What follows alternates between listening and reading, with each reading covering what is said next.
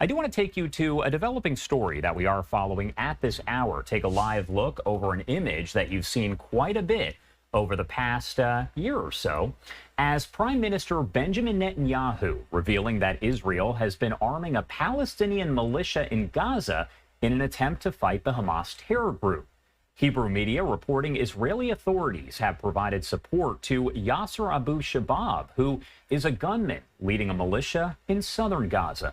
Shabab has previously been accused of looting and reselling truckloads of humanitarian aid that was meant for starving Gazans. A lot to discuss about this and the war itself, so I do want to bring in a great friend of the show here, Dr. Asaf Romirowsky, Executive Director for Scholars for Peace in the Middle East. Thank you so much for taking the time to be here with us today. Good morning. Thank you for having me. Of course. And first off, I do want to ask you, we are hearing from Benjamin Netanyahu, the Israeli prime minister, about all of this hours after claims first started to emerge. Is this an out of the ordinary approach? So let's contextualize it. I mean, Yasser Abu Shabab is a kind of a gun for hire. He's a militiaman, as you stated correctly. Netanyahu, and it's not uncommon for the Israelis to try. They're looking to try to create an anti-Hamas faction, and to a large extent, an alternative to Hamas itself.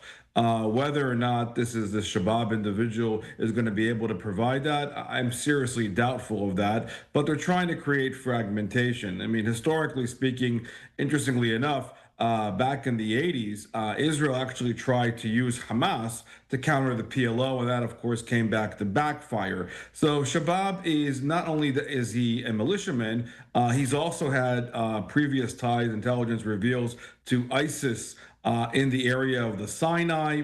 And he doesn't actually admit, I mean, he does not admit actually, and with some of the information that has come out since this leak was put out there, that he claims that he is under the auspices of the Palestinian Authority. He doesn't deny or actually acknowledge anything regarding ties with Israel. It's not uncommon from a security apparatus. The Israelis, of course, like to use local individuals when possible.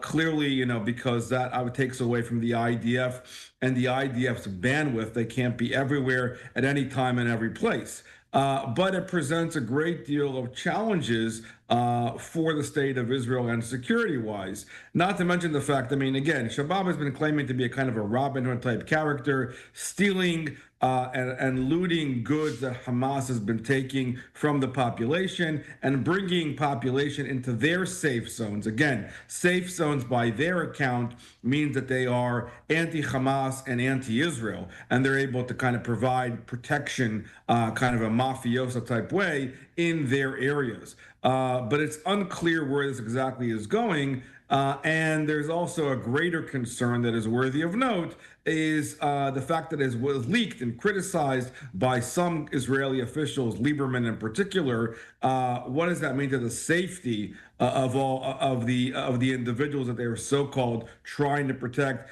and above all, the safety of the IDF? What does it say that Prime Minister Netanyahu actually came out and said, yes, this is what we're doing? Because those claims started to emerge and it was circulating everywhere, including all over social media worldwide, a lot of people talking about it. And Netanyahu came forward and said, yes, this is what we're doing. So the flip side of some of this has to do with the fact that Netanyahu wants to show or kind of give threats to Hamas that they have local people on the ground. I mean, one of the main aspects, or one of the main biggest losses that Israel lost post 2005 after a disengagement from Gaza is that they lost human intelligence. And they lost supporters. Now, by the way, Hamas has defined these, Abu Shabab individuals as collaborators with the state of Israel. That means that they have a target on their backs. And so it cuts both ways. But I think that there is a desire by the Netanyahu government to show that there's a crackdown, there's a crack in Palestinian society in Gaza. Not everybody supports Hamas, and is trying to create Palestinian anti Hamas Palestinian sympathy within Gaza's society in order to try to marginalize and push Hamas as far out as they can, and that's part of Netanyahu's goal. The upset, I mean, the concern inside of Israel has been whether or not this was approved by the Security Cabinet, whether it was not. But again, there is concern from a security, apparatus. Is this presenting some kind of safety concern for the IDF soldiers in Gaza? But they are, again, working with local militias is something that we've done also in the U.S. over the years in different parts of the world. Again, the whole goal here, not that we are going to trust them blindly, but really to create some kind of sense of fragmentation and breaking the monopoly that Hamas has inside the Gaza Strip. Is it likely that we do get any kind of reaction here from the Hamas terror group? They always have a lot to say about just about everything. So is it likely they are going to react? And how might they feel about the fact that these militias are being armed by Israel? 100%. I mean, I'm sure we will see a reaction by Hamas. I'm sure that they will be taking using examples. It's not beyond them to, if they capture individuals, to use them as examples. If they were, any kind of public killings and things of the sort, to show that Hamas is really the strong man when it comes to, Gaza and in general Palestinian politics, which is why Shabab has not really acknowledged or denied any ties to Israel. They're going around, and some of the social media has reported in Arabic and in Hebrew and other, and also in English, that they're actually working with the Palestinian Authority.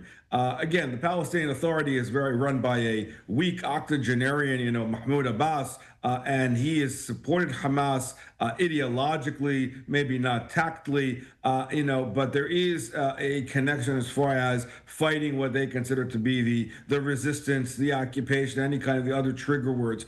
But again, the fact that Shabab is going around and trying to act like a Robin Hood type individual, and to show the fact that other Palestinians, now this relates to the aid and the aid distribution, and they're taking care of the local population, whereas Hamas is abusing them. They're trying to win some kind of popularity contest to show that there are other alternatives to Hamas. But there's no doubt there will be some blowback, and I'm sure that Hamas is trying to crack down in this environment where Hamas has been significantly devastated, and so there are a lot of factions, there are a lot of other groups, a lot of other terrorist organizations within the Strip itself, and this is another one that Hamas will have to contend with if it wants to show its superiority vis-a-vis the power game that's playing out in the Strip itself.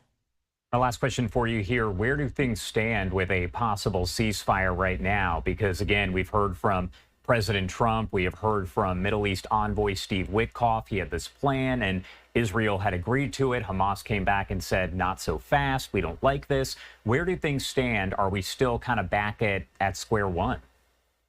So we're still in a limbo situation. It's worthy of note that yesterday the IDF was able to bring back two dead individuals, the last Israeli Americans, a husband and wife. And of course, that takes off the general count. Supposedly, they'll have to pay a lesser price when it comes to the deceased and the live hostages that are currently still in Gaza. But that being said, again, I think that there's a lot of frustration on the Witkoff part, because Hamas, of course, said no.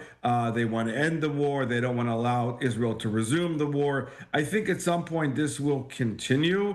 Clearly, there's still a lot of back and forth with the interlocutors, as far as trying to push Hamas in that same direction. There's no doubt that Hamas may try to raise the price of how many active prisoners and terrorists that they want to actually have released. But again, as this disarray is being created inside of Gaza, and that potentially could be the positive return. When you have other groups, there's more pressure on Hamas to deliver and to create a sense of leadership and create a sense of control. So they might have incentives to move along if they comply with Witkoff's demands and other pressure that's coming in from the Arab world, the Qataris, the Egyptians, and others to try to get Hamas to move this forward. But the Israelis, of course, are committed to continuing the battle. And as you see, they're even willing to use, to our earlier point now, local Palestinian fighters in order to create that disarray as they move along. All right, Dr. Asaf Romirowsky, as always, thank you so much for taking the time to join us here on this Friday morning. Anything else you want to add about any of this before I let you go? It's fluid, so everything is it will change obviously on an hourly basis. But I appreciate your time as always. Yeah, very true. It does change quite quickly. Thank you again for being here. Thank you.